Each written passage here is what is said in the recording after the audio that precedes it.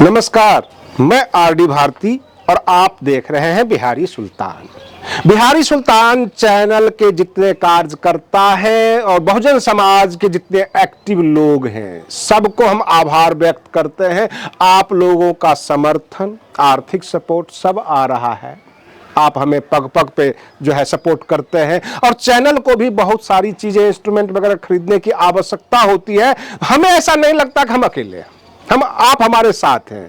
लेकिन कल जो चुनाव हुआ 121 बूथ पर, वहां पर जो कमियां हैं वो बताना जरूरी है। अगर आप हमारे चैनल पर आ गए हैं तो 5 मिनट रुककर विश्लेषण समझ लें।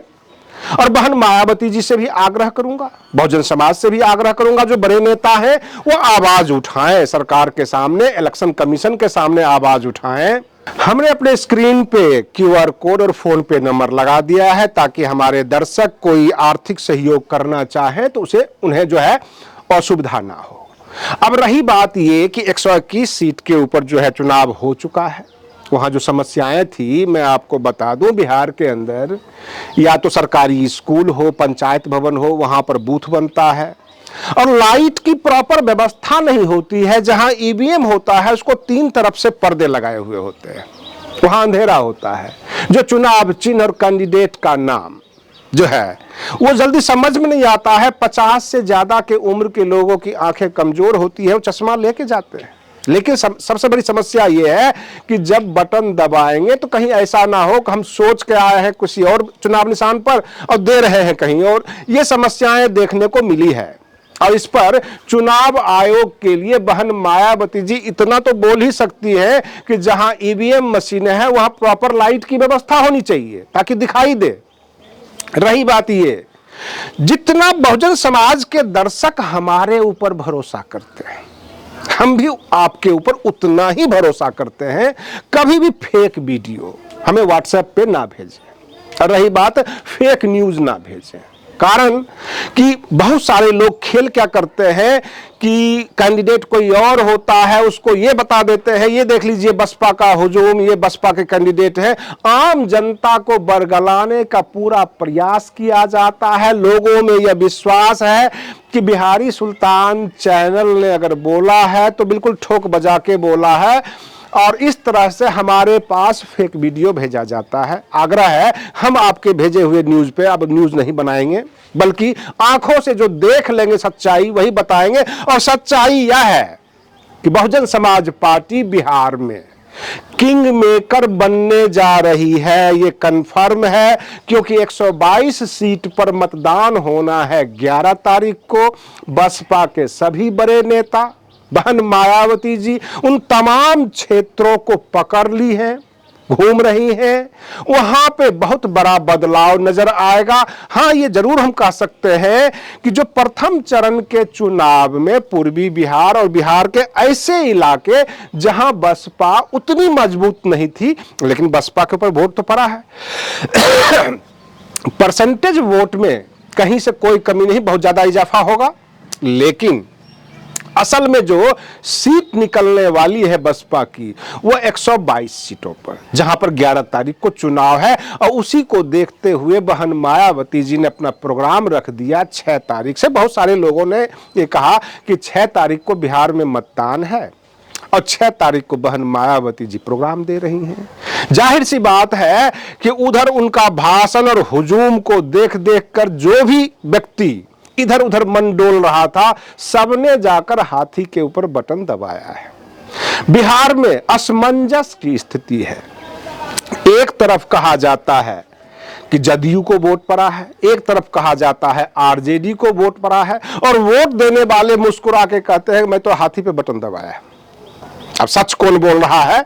मैं पत्रकार हूं, पक्षकार नहीं, आपके सामने सच्चाई रख रहा हूं कि जनता मिली जुली रिपोर्ट दे रही है। अब बटन दबाने वाले ही जानते होंगे किसके ऊपर बटन दबाया है। लेकिन जो समस्या हमने देखा वो हमने सबके सामने रख दिया कि बहन मायावती जी को यह आग्रह करना चाहिए चुनाव आयोग से कि जहां पर ईवीएम मशीन है उस पर प्रॉपर लाइट की व्यवस्था होनी चाहिए। अंधेरे में किसके ऊपर कौन बटन दबा रहा है, इस प्रकार की धांधली नहीं होनी चाहिए। और रही बात ये, मीडिया अथवा कोई अगर ये कह रहा हो कि एनडीए बढ़त में है, राजद बढ़त में है, सब के सबको मैं फेक न्यूज मानता हूं, या हो सकता है कुछ सेटिंग कर रखा हो। कारण कि बसपा इस बार बड़ी ताकत के साथ बिहार में उभर रही है। भले ही 2027 में बहुजन समाज पार्टी के समर्थक कार्यकर्ता ये कहे कि हम उत्तर प्रदेश में सरकार बना रहे हैं, लेकिन हमें तो ये दिख रहा है कि बिहार में भी सरकार बना रहे हैं। बिहार में वो किंग मेकर बनने जा रहे हैं। बिहार में इस बार बहुत बड़ी बदलाव होगी। और रही बात ये, रिजल्ट क्या आएगा ये कहना मुश्किल है।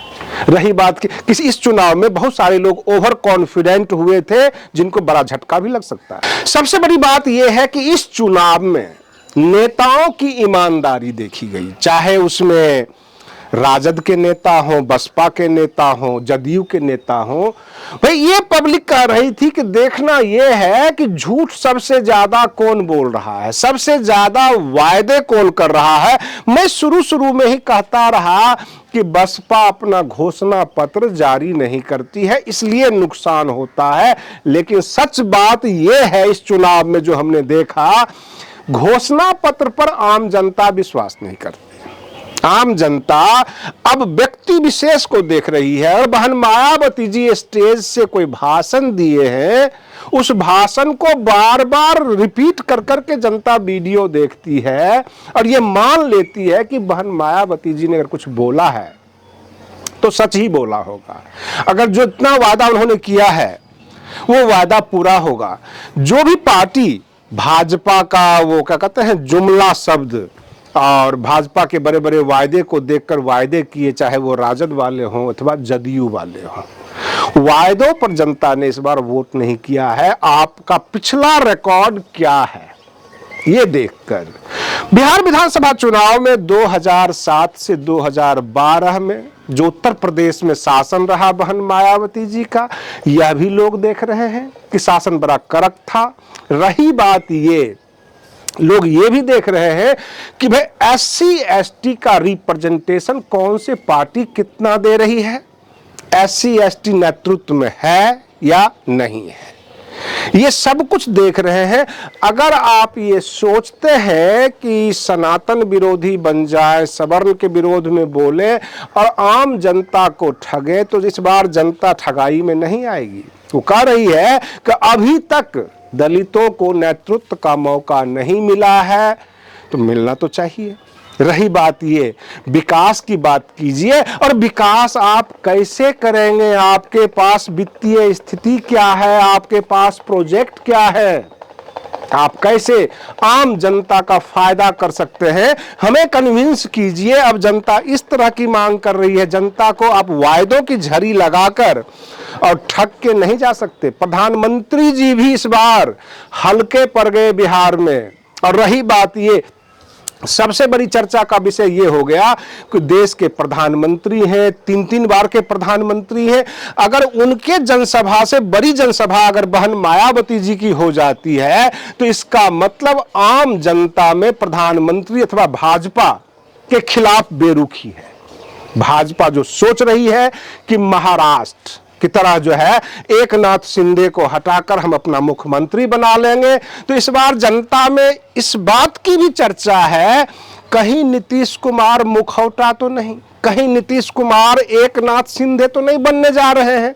और इसलिए नीतीश कुमार के पास भी ये रिपोर्ट पहुंच गई और उन्होंने अकेला अपना वीडियो बनाया, अकेला अपील किया, क्योंकि नीतीश कुमार भली भांति समझते हैं कि जब बहन मायावती जी बिहार में उतर जाएंगी, बड़ी बड़ी स्टेज प्रोग्राम और रैली कर देंगी, तो ये जो SC ST अति पिछड़ा OBC का जो वोट है उसमें बिखराव होगा, वो बसपा की तरफ चला जाएगा। और बसपा का जो रैली के बारे में, ये तो नहीं है केवल हमारे दर्शक को ही खबर पता है, ये हमें ही पता है, ये हमारे राज्य के मुख्यमंत्री को भी पता है, हाईकमान सबको पता है, सभी पार्टी को पता है।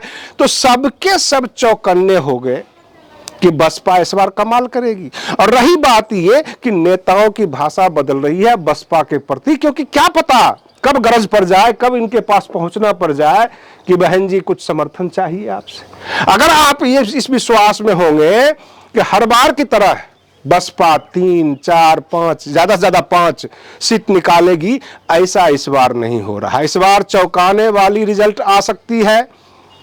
मैंने अपने पिछले वीडियो में ही कह दिया था कि अगर इस बार बसपा बड़ी तादाद में विधायक नहीं निकाली तो हमें यह विश्वास हो जाएगा कि कुछ हेराफेरी हुई है, कुछ अदला बदली हुई है, क्योंकि ईवीएम के सामने देख रहे थे, वोटिंग होते हुए लोग वोट कर रहे थे। अगर बसपा के समर्थक बसपा को वोट कर रहे हैं, लोग जा रहे हैं, यहां तक मैं आपको बता सकता हूं कि जिनके बारे में आप सोच नहीं सकते कि ये बसपा को वोट कर सकते हैं, जिनके बारे में, जिनका वेशभूषा सब कुछ भगवाधारी बने हुए, तो जाहिर सी बात है आप कहेंगे ये तो भाजपा को वोटर है, देख के ही पता लग जाता है। वो जाके गुस्से में आकर हाथी का बटन दबा रहे थे, तो इसका क्या मतलब? जनता उब चुकी है, जनता को चाहिए बदलाव। आज के लिए बस इतना ही। आप बने रहिए बिहारी सुल्तान चैनल पर। हम फिर मिलते हैं अगले वीडियो में, तब तक के लिए धन्यवाद।